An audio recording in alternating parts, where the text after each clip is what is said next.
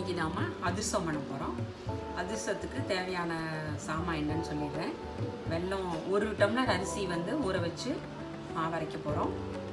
இது வந்து கொஞ்சோண்டு 5-6 ஏலக்காய் போட்டு சக்கரை போட்டு பொடி பண்ணி வச்சுருக்கேன் அரைக்கிறதுக்காக. நெய் ஒரு 2-3 ஸ்பூன், வெள்ளை எள்ளு அதிரசத்துக்கு. இது வந்து பாகு பார்க்கறதுக்காக நம்ம இந்த தட்டில் தண்ணி வச்சுருக்கோம். அரிசி மாவு ஊற வச்சதை அரைச்சின்னு வரணும்.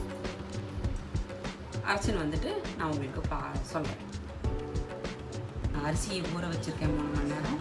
அது ஊற வச்சுட்டு வடியை வச்சுட்டு ஒரு சின்ன டவலில் போட்டு தொடச்சி எடுத்து இப்படி கையில் ஈரம் ஒட்டாத அளவுக்கு தொடச்சி எடுத்துட்டு இதை அரைச்சி இந்த மாதிரி சல்லடை சரித்து இருக்கிறது தான் ஈர அரிசி மாவு. இதுதான் நம்ம எல்லாத்துக்கும் நம்ம ப்ரிப்பேர் பண்ணிக்க போகிறோம். எல்லா பக்ஷணத்துக்கும் இதுதான் ப்ரிப்பேர் பண்ணிக்க போகிறோம். இப்படி தான் அரைக்க போகிறோம்.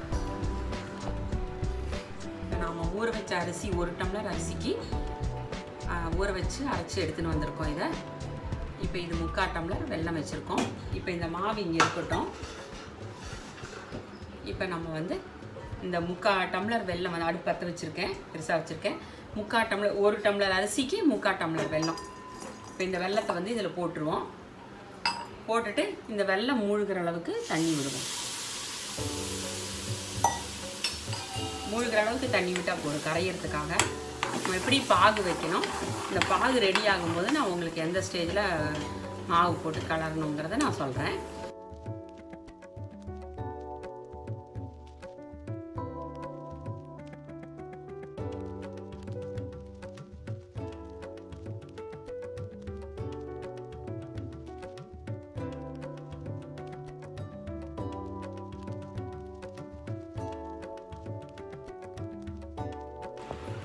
இப்போ பாருங்கள், வெல்லம் கரைஞ்சி போயிட்டு கரைஞ்ச உடனே இப்படி கரண்டியால் எடுத்து பார்க்கும்போது பார்த்தா ஒத்த கம்பி வந்திருக்கு. இப்போ தான் ஒத்த கம்பி வந்திருக்கு. அதனால் இன்னும் கொஞ்சம் கொதிக்கணும். இது உங்களுக்கு கொஞ்சம் கொதித்த உடனே இப்போவே மாவு போடக்கூடாது. அதனால் இது வந்து பாகு வந்திருக்கான்னு பார்க்கணும். இன்னும் கொஞ்சம் குழம்பி கொதிக்கிற ஸ்டேஜில் தான் நம்ம வந்து பாகு எப்படி இருக்குன்னு பார்க்கணும். அதனால் பக்கத்தில் தண்ணி வச்சுருக்கேன். ரொம்ப பெருசாக வச்சா பொங்கிடும். அதனால் பார்த்து சின்னது பண்ணி பெருசு பண்ணி பக்கத்தில் இருந்து பார்த்துக்கோங்க, வச்சுட்டு போயிடாதீங்க.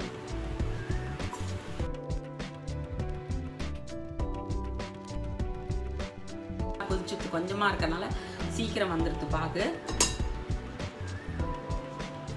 பார்த்தீங்கன்னா இதோ இதில் வந்து எடுத்தேன்னா தக்காளி மாதிரி உருண்டுருக்கு. இப்போ இதை பாருங்க, இதோ இந்த மாதிரி உருண்டு வந்திருக்கு. இந்த மாதிரி இருக்கிற ஸ்டேஜில் இப்போ வந்து இந்த ஏலக்காய் பொடி அதையும் போட்டுட்டு இந்த மாவை அப்படியே நான் இப்போ கரெக்டாக 3/4 தான் வச்சுருக்கேன். கொஞ்சமாக பண்ணுறதுனால அப்படியே இந்த மாவை வந்து அடுப்பை ஆஃப் பண்ணிட்டேன். நான் அடுப்பை ஆஃப் பண்ணிவிட்டு இதை வந்து இதில் போட்டுக்கணும். அடுப்பில் வச்சு கலரக்கூடாது. இதை வந்து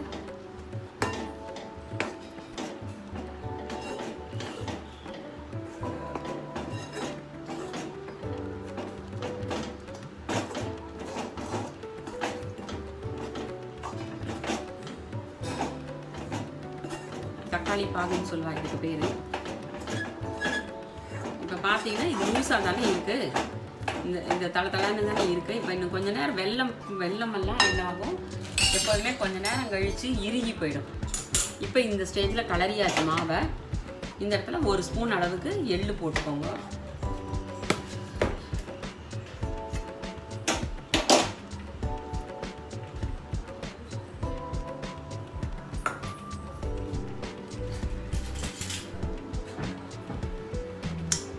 ஒரு 2 ஸ்பூன் அளவுக்கு நெய் இதில் சேர்த்துக்கோங்க.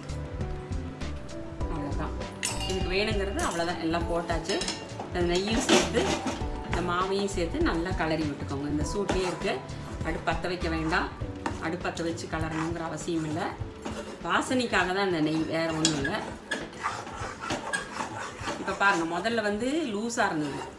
இப்போ வந்து பார்த்திங்கன்னா மாவு வந்து கெட்டியாகிடுது.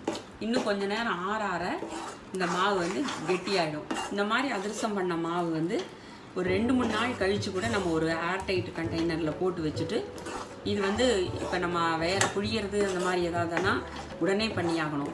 இந்த அதிரச மாவு மட்டும் நம்ம எப்போ வேணுமோ அப்போ கொஞ்சமாக எடுத்து கூட நம்ம வந்து ஒரு வாரம் முன்னாடி கூட நம்ம மாவை கலரி நல்லா ஒரு ஏர்டைட். இப்போ பாருங்கள், நெய்யெல்லாம் சேர்த்து போட்டு கலரியாச்சு. இப்போ இந்த மாதிரி லூஸாக இருக்குது. இது ஒரு அரை மணி நேரம் அப்படியே இருக்கட்டும். இந்த அரை மணி நேரத்துக்கு அப்புறம் நான் உங்களுக்கு எடுத்து இது எப்படி இருக்குது மாவுன்னு பார்த்துட்டு நான் உங்களுக்கு தட்டி காமிக்கிறேன். இதை மாவு ஒரு பக்கம் மூடி வச்சுருவோம். இது சூடு வெல்லம் ஆறிடோன்னா உங்களுக்கு வந்து தட்டுற அளவுக்கு இருக்கும். இதை அப்படியே எடுத்து மூடி வச்சுருவோம். அரை மணி நேரம் கழிச்சு நான் உங்களுக்கு தட்டி காமிக்கிறேன். இப்போ பாருங்கள், நம்ம அப்பே மாவு கலரி வச்சோம் இல்லையா, லூஸாக இருந்தது. இப்போ பார்த்தீங்கன்னா நல்லா அந்த நெய்யெல்லாம் சேர்த்து மாவெல்லாம் நல்லா வெள்ளை பாகில் ஊறி இந்த மாதிரி ஆகிடுது. இப்போ நல்லா அந்த மாதிரி நல்ல மாவு பச்சையெல்லாம் வெந்து இந்த மாதிரி ஆகிடுது அந்த சூடில். இப்போ நான் எண்ணெய் பற்ற வச்சுருக்கேன். இப்போ இந்த அதிரசத்தை இப்படி தட்டி வச்சுருக்கேன். இப்போ ஒன்றா தான் போடணும் இது, அதனால் இப்போ இப்படி போடுவோம். சின்னதாக தான் வச்சுருக்கேன் அடுப்பு, ரொம்ப பெருசாக வைக்கலை. மெதுவாக வெந்து வரட்டும்.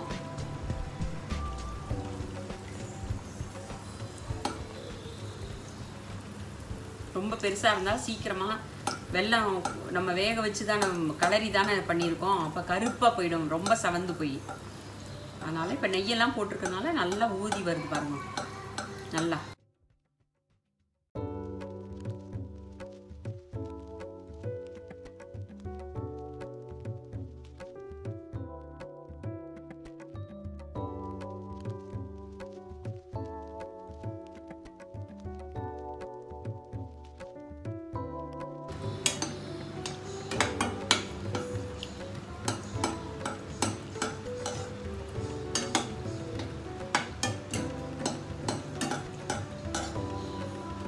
அப்பப்போ திருப்பி விட்டுனேங்க. அப்புறம் ஈவனாக சூடு வந்து உங்களுக்கு உள்ளேயும் வெளியிலையும் நல்லா இதுவாகும்.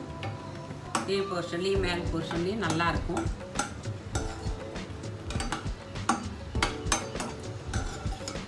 இப்போ போதும், இது எடுத்துடலாம்.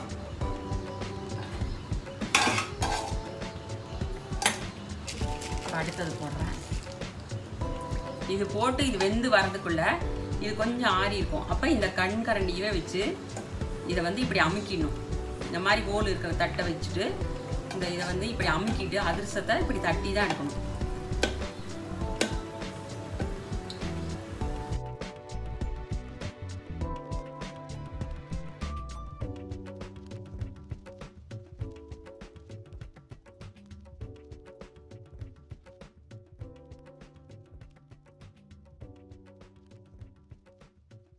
இந்த அதிரச மாவை நீங்கள் வந்து ஒரு 4 நாள் கழித்து ஒரு ஏர்டைட் பாக்ஸில் போட்டு கூட நீங்கள் வந்து ஸ்டோர் பண்ணிட்டு கூட நீங்கள் அப்புறமா தட்டலாம். ரொம்ப நல்லா இருக்கும், சாஃப்டாக இருக்கும். இப்போ இந்த மாதிரியே இருக்கும்.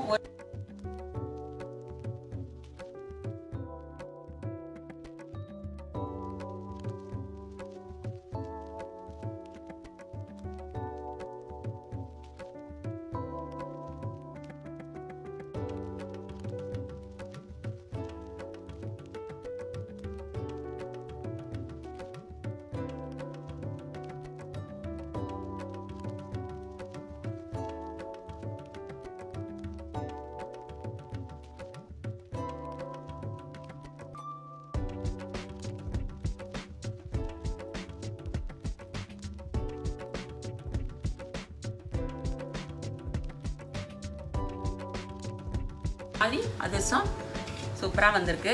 இந்த மாதிரி நீங்களும் பண்ணி சாப்பிட்டு பார்த்துட்டு எனக்கு லைக் பண்ணுங்க, ஷேர் பண்ணுங்க, சப்ஸ்கிரைப் பண்ணுங்க. அதிரசம் ரெடி. இந்த மாதிரி பண்ணுங்க. ஏதாவது டவுட் ஏதாவது இருந்ததுன்னா கமெண்ட்டில் நீங்கள் இது பண்ணுங்க. இதுக்கு வேணுங்கிற இன்க்ரீடியன்ஸ் எல்லாமே உங்களுக்கு டிஸ்கிரிப்ஷன் பாக்ஸில் வரும். தேங்க்யூ.